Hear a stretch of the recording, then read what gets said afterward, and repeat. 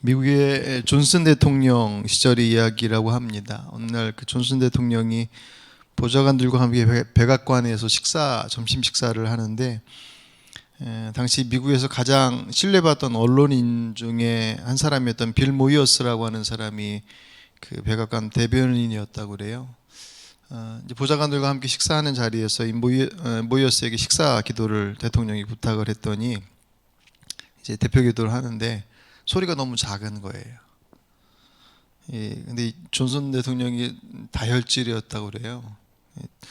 듣다 소리가 너무 작아서 무슨 소리인지 못 들으니까 기도 중에 빌 더 크게 기도하세요 라고 얘기를 하니까 이 모이어스가 거기다 또 답을 하기를, 각하 저는 가깝게 말하고 있는 것이 아닙니다. 그러면서 자기도 쭉 하더래요. 그렇죠. 기도는 하나님께 하는 거죠.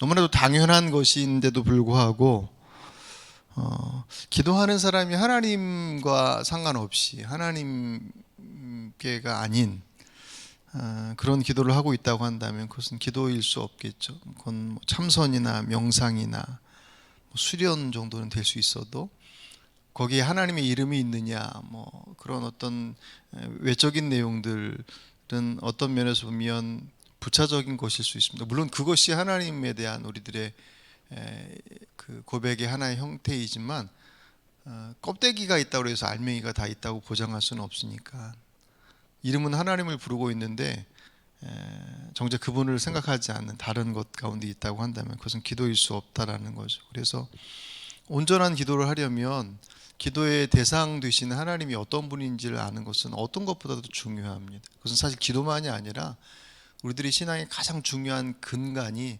하나님을 알아가는 것. 우리가 그 성경 공부하고 있는 풍성한 삶의 시리즈에서 가장 강조하는 것이 그거예요. 하나님을 알아가면, 그러니까 주님을 만나고 나면 제일 먼저 바뀌어지는 것이 이제 그분을 알아가는 거거든요. 그분을 알기 위해서는 성경을 통해서, 물론 세상 속에서 만물을 통해서 보여주신 하나님의 모습도 있지만 하나님께서 자신의 모습을 드러내시고 자신이 어떤 분이신지, 어떤 일을 계획하시고 어떤 것을 이루실 것인지에 대한 것들을 성경에 기록되어 있으니 성경을 통해서 하나님께서 우리가 소통하기로 작정하셨다는 거예요. 그래서 그분을 알고 싶으면 성경을 봐야 된다는 거죠. 종교적 의무로서 하루에 3장 2장씩 주일 5장 읽으면 1년 1도 할 수 있어. 그것을 계획한 분은 주일날 좀 쉼이 있었던 분인가 봐요. 아마 일상적인 한국교회 안에서 신앙생활을 했던 분은 주일날 5장 읽기 얼마나 힘든지를 더 잘 알았을 텐데, 그런 식으로 규정화되어 있고 딱 규격화되어 있고 어떤 형식화되어져 있는 그런 성경 읽기 말고, 물론 안 읽는 것보다는 낫죠. 하지만 그 성경을 통해서 성경을 읽는 목적이 정말 하나님을 알고 싶다면 성경을 읽어가라. 그것을 통해서 보여주시기로 하셨으니까.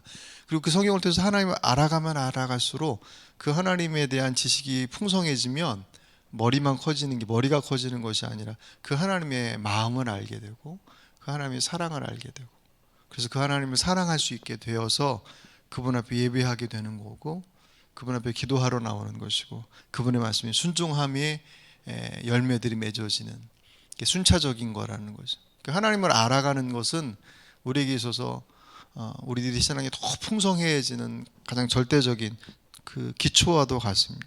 여러분에게 있어서 하나님은 어떤 분이십니까? 이적사님, 전 청년이 와 있는 줄 알았어요. 깜짝 놀랐어요.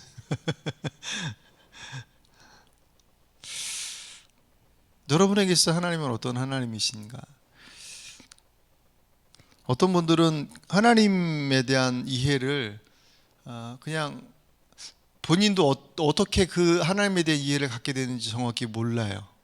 그런데 나름 자신 안에 형성되어 있는 하나님에 대한 이미지가 있어요. 하나님 이런 분이야.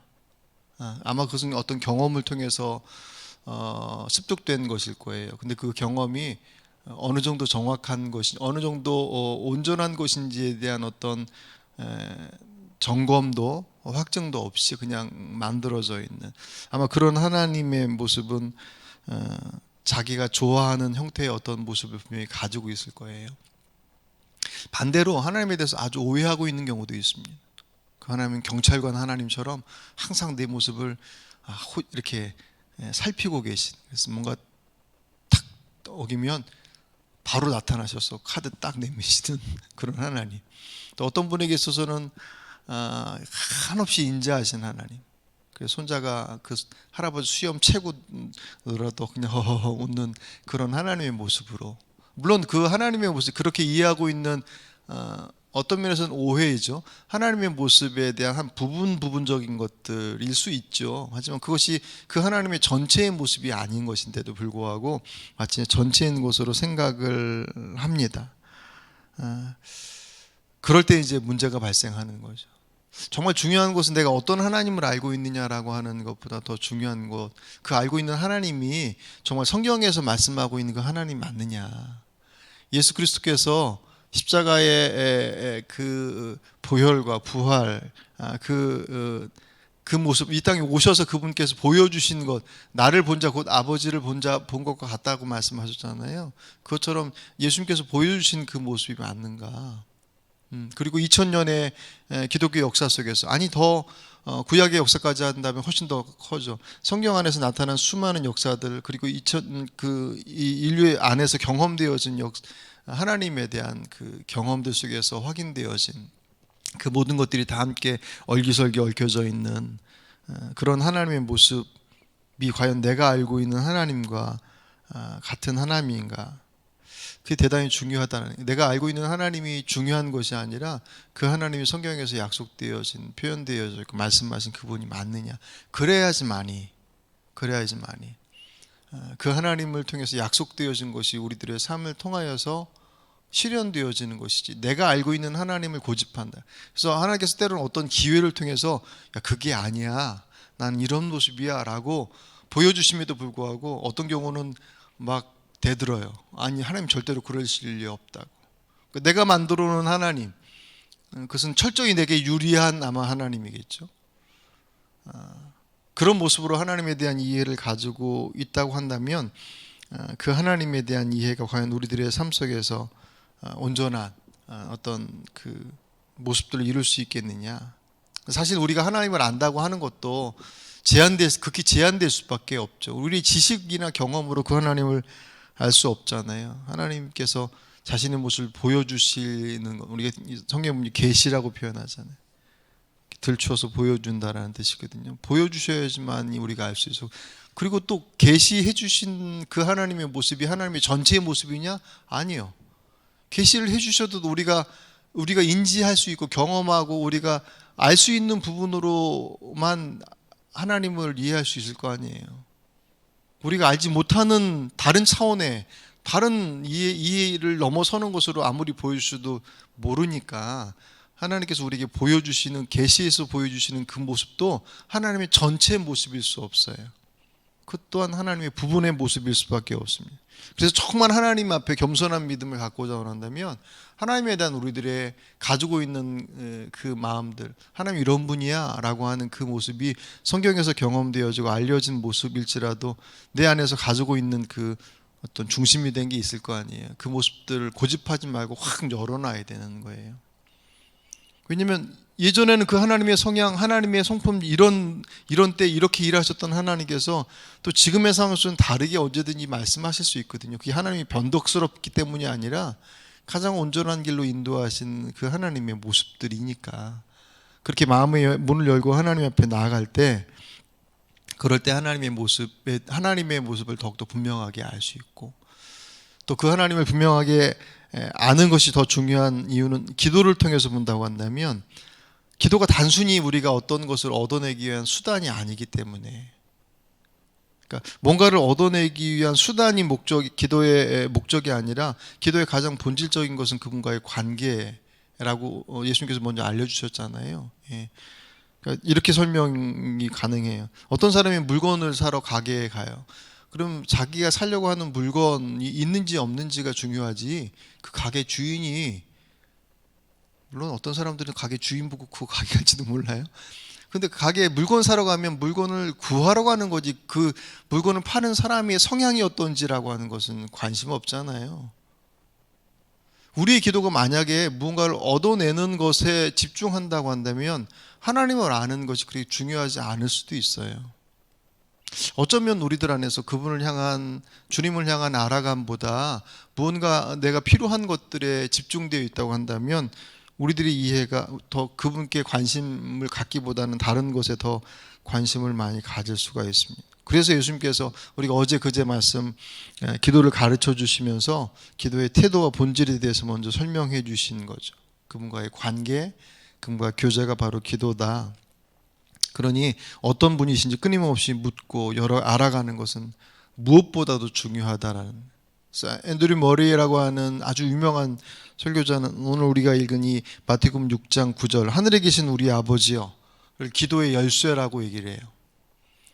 그러니까 문 열고 들어가려면, 자물쇠를 따려면 열쇠가 있어야 되는 것처럼 하나님께서 하나님의 임재의 자리로 들어가기 위해서 필요한 것이 이 열쇠인데, 이 기도의 열쇠가 하나님, 하늘에 계신 우리 아버지여라고 하는.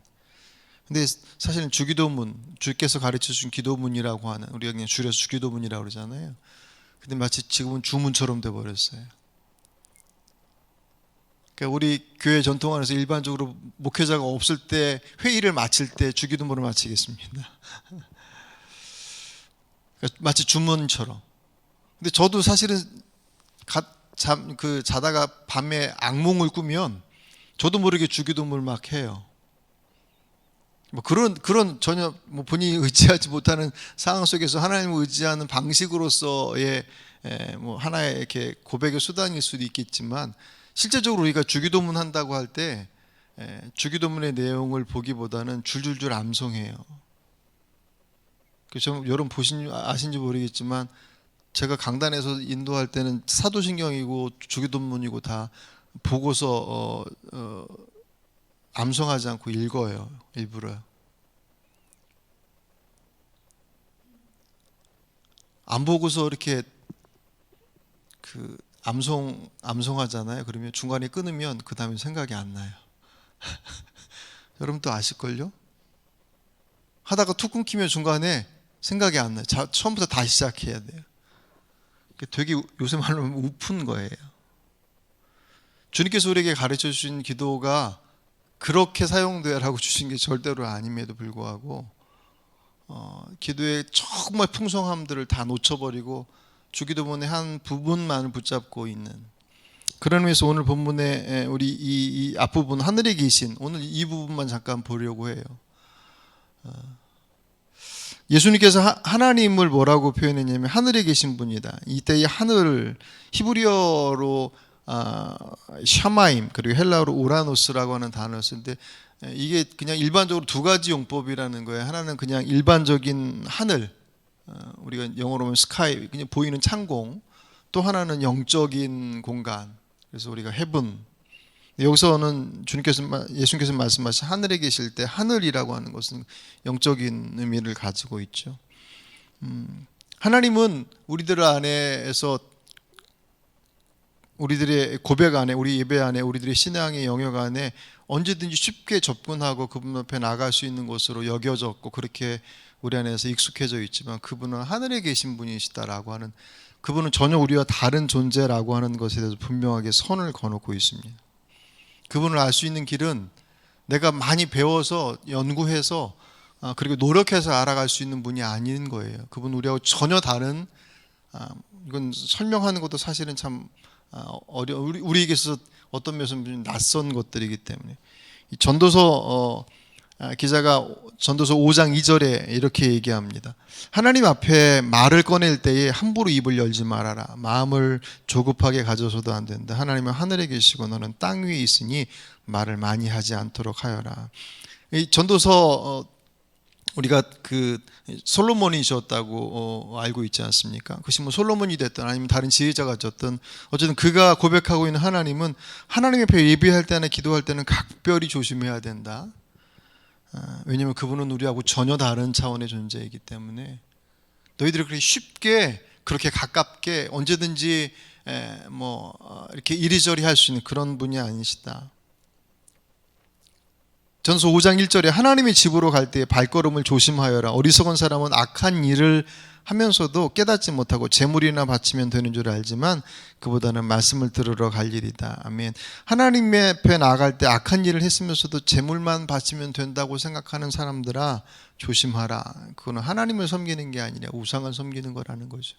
왜냐면 우상이야. 세상에서 섬기는 우상이든 잡신들은 사람들이 어떻게 사는지에는 관심이 없어요. 자신에게 정성껏 바치기만 하면 돼. 부도덕하건 악한 것이든 별로 중요하지 않습니다. 하나님께서 우리에게 원하시는 것은 재물이 아니라 우리들의 마음과 우리들의 삶이다. 우리가 성경에서 끊임없이 우리 확인하는 부분들이지 않습니까? 절대자이신 하나님 앞에 우리가 그분께서 허락하셨기 때문에 갈 수 있는 거예요. 이게 우리들 안에서 사실 되게 낯설어요. 제가 종종 표현하는 하나님께서 우리에게 은혜로 허락하신 자리를 우리가 오용하고 오해하고 악용하는 거죠. 그러니까 사실 이렇게 마음대로 갈 수 있는 자리가 아니라, 그래서 그 내용들 사실 구약 성경을 보면 그 모습들이 훨씬 더 가깝게 되어 있습니다. 구약 성경에서 하나님을 본 자는 죽는다고 그랬잖아요. 그것은 못 볼 것을 봤기 때문에 아니라 그분과 우리와의 존재적 차이에 대한 것들 아주 명확하게 선을 긋는 거예요.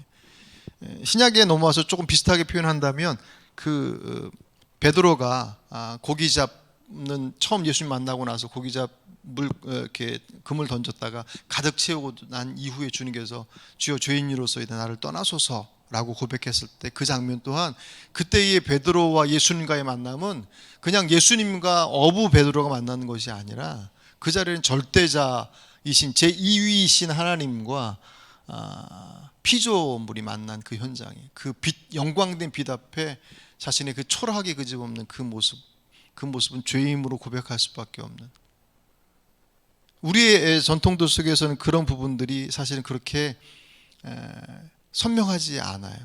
너무 은혜가 강조가 되어서. 그래서 어떤 현상이 나타났냐면 그 존재 앞에 엎드리는 그분 앞에 우리가 그분의 온전하심을 높여드리는 것이 아니라 우리가 그분을 막 조정하려고 해요. 그 하나님의 말씀 앞에 순종하는 것이 아니라 그분께서 내 말씀을 들어주셔야 되는, 내 생각에 맞지 않는 말씀들은 슬그머니 뒤로 빼려고 하고 그 말씀에 순종하기보다는 하나님의 말씀을 내 생각에 맞추려고 하는, 그러니까 더 이상 하나님 앞에 경외함으로 서지 못하는 거예요.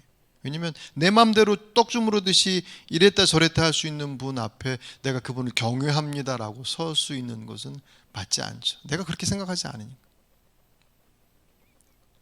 뭐 조금 다른 얘기겠지만 오늘 대통령 그 연설하셨다면서요, 국회에서. 여당에서 뭐 피켓 들고 여기서 야유하고 막 그랬다고 그러더라고요. 어떤 분들이 그런 거 보면 그래요. 야, 세상 진짜 좋아졌다. 옛날 같으면 주도세도 없이 그렇게.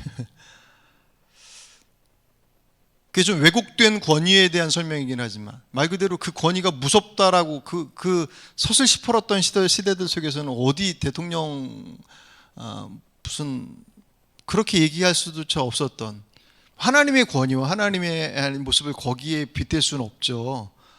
하지만 그냥 우리가 그 느낌을 조금 더 이렇게 실제적으로 알고자 한다면 마치 그것과 같다라는 거예요. 그분을 온전히 인정하지 못하고 그분의 위대하심에 대해서 우리가 감각하지 못하니까 거기에 대해서 전혀 우리 안에서 제대로 알고 있지 못하니까 그 모습들을 그냥 우상에게 하듯이, 그러니까 그런 하나님은 우리에게 편안함은 주지만 우리를 변화시킬 수 없어요. 내가 알고 있고 내가 언제든지 편안하게 접근할 수 있고 내가 어려우면 언제든지 스탑해서 머물러 설 수 있는 그 하나님의 모습은 나를 편안하게는 만들 수 있어도 나를 변화시키지는 못하시더란 말이죠. 그 하나님은 전능하신 하나님이라고 고백하고 있지만 그 하나님이 내게 위로는 줄 수는 있어요. 그런데 그 하나님으로 인해서 우리에게 구원을 얻어낼 수는 없어요. 왜? 그 하나님 내가 만들어낸 하나님일 수 있으니까. 성경에서 말씀하고 있는 그 하나님의 모습과 내가 믿고 있는 그 하나님의 모습이 과연 얼만큼 온전한가, 그것은 지식의 정보의 내용들을 확인해 나가는 것이 아니라 내가 그분 앞에 어떻게 서 있느냐를 보면 더욱더 선명한 것입니다. 그 앞에 우리가 감히 설 수 있는 이유가 무엇 때문이에요? 예수님이 십자가에 보혈의 은혜 때문에. 그러니 주기도문을 시작할 때 하늘에 계신이라고 할 때 그 하늘에 계신 그 하나님을 고백하는 그 기도의 첫 자락 속에서 우리의 고백은 두 가지가 함께 고백되어야 되는 거예요. 그 하나님의 위대하심과 그 앞에 설 수 있는 자리를 허락하신 그리스도의 십자가의 은혜. 두 가지가 기도의 주기도, 그러니까 주기도문은 그냥 우리가 예배 마치고 나서 해야 될 하나의 형식으로 주신 것이 아니라 기도는 이렇게 하는 거야 라고 하는 기도의 샘플인 거잖아요. 그러니 우리 기도의 제일 첫 자락은 그 하나님의 위대하심과 그리스도의 십자가의 은혜가 고백되어지는 것이 기도의 제일 첫 번째여야 된다는 거죠. 그죠? 그리고 가만히 보니 우리들의 기도의 자리, 히브리서 4장 16절에 보시면 그러므로 우리는 담대하게 은혜의 보좌로 나아갑시다. 그리하여 우리가 자비를 받고 은혜를 입어서 제때에 주시는 도움을 받도록 합시다. 아멘. 여기는 사실 분위기는 훨씬 더 지금과는 정반대예요. 두려워서 못 나가는 그들에게 걱정하지 마라. 주님께서 십자가를 통해서 그 담을 다 헐어내셨어. 걱정하지 말고 그분 앞에 나아가라. 그리고 담대하게 그분 앞에 구하라 라고 말씀하시는 것이 히브리서 4장 16절의 말씀입니다. 우리에게 필요한 것은 그 은혜의 하나님에 대한 것을 익히 잘 알고 있습니다. 하지만 그 은혜가 큰 만큼이나 그 은혜가 허락되어져서 우리가 언제든지 그분 앞에 나갈 수 있게끔 허락되어진 그 은혜의 크기만큼이나 그 하나님의 우리와 전혀 다른 그 전능하신 하나님에 대한 우리들의 이해는 다시금 정돈이 되어야 됩니다. 이것이 단지 그냥 그 하나님을 경외하라 그러니까 무섭고 두려운 마음으로만 그런 것이 아니라 우리가 언제든지 조정할 수 있고 언제든 쉽게 내놨다 뺐다 이렇게 할 수 있는 그런 분이 아니시다라고 하는 것까지만 생각하더라도 그분 앞에 나와 예배하는 우리들의 자리가 전능하신 하나님 앞에서라고 하는 분명한 고백 속에서 드려지는 예배라고 한다면 그 예배의 현장들이 어떻게 움직여지냐 할 때 별로 어렵지 않게 상상되지 않겠습니까? 그죠? 그것은 우리 속에서 하나씩 확인해 나가야 돼. 그게 무슨 막 예전에 고리타분한 중세 시대로 가서 그 하나님을 확 두렵게 여기고 그 시대로 가라는 것이 아니라 우리 안에 은혜가 오용되어져서 허락되어진 그 소중한 가치들을 아무렇지도 않게 여기는 우리들 안에서의 그 오해들이 정작 하나님께서 약속하시고 예비하신 그리고 누리게 하신 그 풍성하심들을 잘 누리지 못하게 하더라는 거죠. 이사야서 40장 27절에 보시면 이사야 선지자가 이스라엘 백성들이 이렇게 말합니다. 야곱아 내가 어찌하여 불평하며 이스라엘 내가 어찌하여 불만을 토로하느냐. 어찌하여 주님께서는 나의 사정을 모르시고 하나님께서는 나의 정당한 권리를 지켜주지 않는다 하느냐. 너는 알지 못하느냐. 너는 듣지 못하였느냐. 주님은 영원하신 하나님이시다. 땅끝까지 창조하신 분이시다. 그는 피곤을 느끼지 않으시며 지칠 줄을 모르시며 그 지혜가 무궁하신 분이시다. 피곤한 사람에게 힘을 주시며 기운을 잃은 사람에게 기력을 주시는 분이시다. 비록 젊은이들이 피곤하여 지치고 장정들이 맥없이 비틀려도 오직 주님을 소망으로 삼는 사람은 새 힘을 얻으리니 독수리가 날개를 치며 솟아오를 듯 올라갈 것이요 뛰어도 지치지 않으며 걸어도 피곤하지 않을 것이다. 아멘. 예, 그 전능하신 하나님을 얘기하면서 그 하나님께서 너의 그 연약함들 가운데 함께 하신다라고 하는 것으로 이사야 선지자가 이스라엘 백성들에게 권면합니다. 누가복음 12장 7절 예수님께서 이렇게 얘기하셔요. 하나님께서는 너희 머리카락까지도 다 세고 계신다. 두려워하지 마라. 너희는 많은 참새보다 더 귀하다. 하나님께서 우리 머리카락까지 할 일 없으셔서 머리카락까지 세시겠습니까? 나보다 나를 더 잘 아시는 그분이시고 내가 이 땅에서 행복하게 살아가길 원합니다라고 하는 그 마음보다 더 우리가 이 땅에서 행복하기를 원하시는 분이 하나님이십니다. 그 하나님의 전능하심 앞에 우리의 모습들을 다시금 좀 정돈하고 그것이 단지 그냥 두려움 속에서 떨라 그러는 것이 아니라 우리들의 예배, 우리들의 기도의 자리가 그분 앞에 나가는 자리임을 다시금 인지할 때 그 예배와 그 기도의 자리, 그 신앙의 자리는 그 어떤 자리보다도 소중한 갈 수 없는 자리인데 십자가의 은혜로 허락되어진 자리이니 그 하나님께서 우리 길을 열어주시겠다고 약속하심이 이 하늘에 계신로부터 시작되어진 그 약속의 그 기도의 내용 속 이후로 쭉 펼쳐집니다. 여러분에게 있어서 그 하나님이 오늘 주님께서 가르쳐 주신 하늘에 계신 우리와 전혀 다른 하지만 우리를 위해서 그 아들을 주신 그 전능하신 하나님으로 고백되어지고 그 하나님의 풍성하심들이 여러분들 안에서 누려지는 복된 삶이 되시길 주의 이름으로 축복합니다.